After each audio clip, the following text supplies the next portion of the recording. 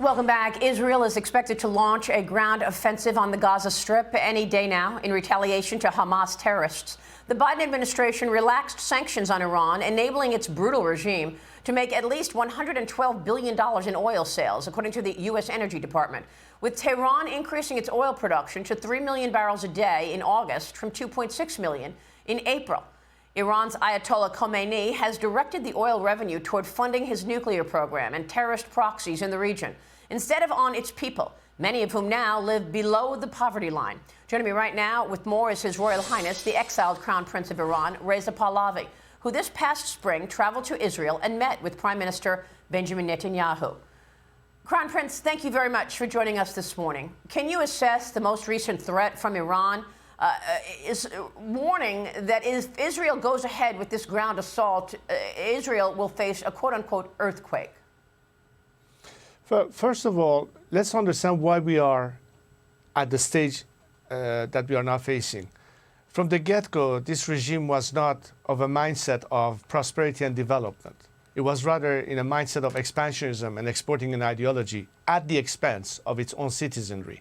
That means utilizing every resource at its hand to continue repression at home and a campaign of terror and instability abroad as a means to their ends. So everything you see as a consequence of that is the result or the symptoms of this cancer that started in Tehran to begin with. And obviously, as the regime sees a weakness and is, as a result, bolder in pushing the envelope even further, it is now testing the resolve, not just of Israel, but the rest of the world as to how far they can push it in order to obtain whatever it is in their mind. It certainly is not peace. It is certainly not stability. They were severely threatened by the idea and prospect of a Saudi-Israeli peace relation in the context of the Abraham Accords, and all that you can call it at the very least sabotage, but at the very worst, trying to, again, foment terror and instability. What do you believe the proper response from the United States should be right now?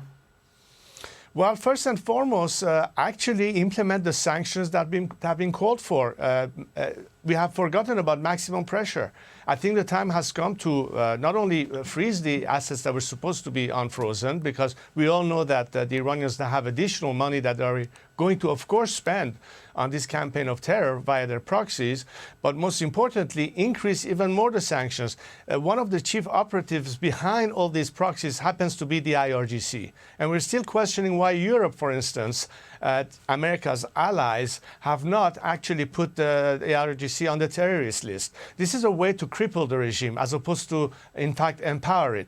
And furthermore, and the ultimate solution, and this is something I've been arguing for years, you have today the biggest war going on between the Iranian people and this regime, a fight for liberation, a fight for freedom. And why is that important? Because unlike this regime, which celebrates martyrdom, which lacks terror, we as a nation espouse the very same values of liberty and human rights as you would in America or France or in Sweden. And we are your natural allies, but we have been totally forgotten in this.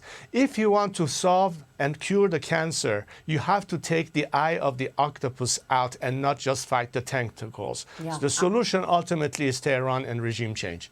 I understand that, but what about these other regional groups? You just heard former Secretary of State Mike Pompeo talk about how close Iran is to having enrichment for a nuclear weapon. We also heard Michael McCaul, the chairman of the House Foreign Affairs Committee, talk about Hezbollah currently having 100,000 rockets. Can you assess the strength of Hezbollah?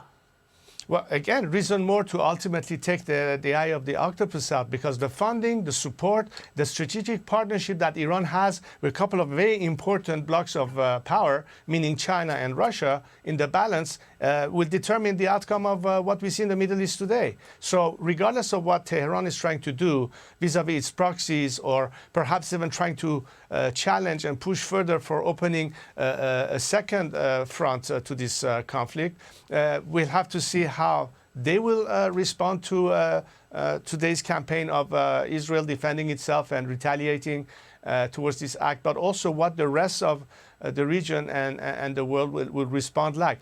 Look, there is terrorism going on right now. It's a war of terror, and everybody in the world of sane mind understand that as long as you have these elements in play, we will never see a peaceful region and stability. This is a problem that afflicts all. It's not just an Israeli problem. It's not just an Iranian problem. It's a regional and ultimately international problem. There's no other way to look at this. So it's a matter of the coalition of the willing who want to fight this, and the time has come for us to be clear in our positions. You cannot straddle the fence. You are either on this side of the fence or on the other side of the fence. I am on the side of the fence that calls for solidarity with all peace-loving nations and populations who know that together they can bring stability and peace. And we know clearly who our enemies are. I hope the world understands that and clarifies clearly which side of the fence they stand today. What can you tell us about Qatar and the Qataris here? Because here we have this so-called quiet agreement that the Biden administration claims it has made with the Qataris to freeze that money, the $6 billion temporarily. And yet we just heard Michael McCaul say that, of course, all of this appeasement has led to this. But do you believe that the Qataris really would agree to hold money back from Iran? Well, as far as I know, as of yesterday, the information that I had was that the Qataris had rejected the notion that the $6 billion was refrozen. So that's not the case. Therefore, it's $16 billion of money released to Iran, not to mention all the points that were made earlier about how much access Iran has to revenue, at least $90 billion. It's a little bit more that former Speaker McCarthy indicated. He mentioned, I think, $70 billion, but I think it's a little bit more than that, as well as the oil production and all those things. So that has gone unchecked. And therefore, I think that if you want to go to the specifics of this particular freezing of assets, it's really a drop in the ocean vis-a-vis so many other funds that the regime could have access to. And that's really, in the big picture, the way that if the regime is getting fueled, they can therefore continue its campaign of supporting its proxies. Of course. Basically, we have paid for their mortgage, so obviously they're not going to spend it on the starving people of Iran. They're going to spend it, as I had called many times before, on funding their campaign abroad and, of course, their nuclear program at home. Yes, and you've made this point before. We so appreciate your time this morning. Thank you, Crown Prince. Exiled Crown Prince of Iran, Reza Pahlavi, joining us this morning. Up next, the other national security threat in America with more than 1.5. I'm Steve Doocy. I'm Brian Kilmeade. And I'm Ainsley Earhart. And click here to subscribe to the Fox News YouTube page to catch our hottest interviews and most compelling analysis.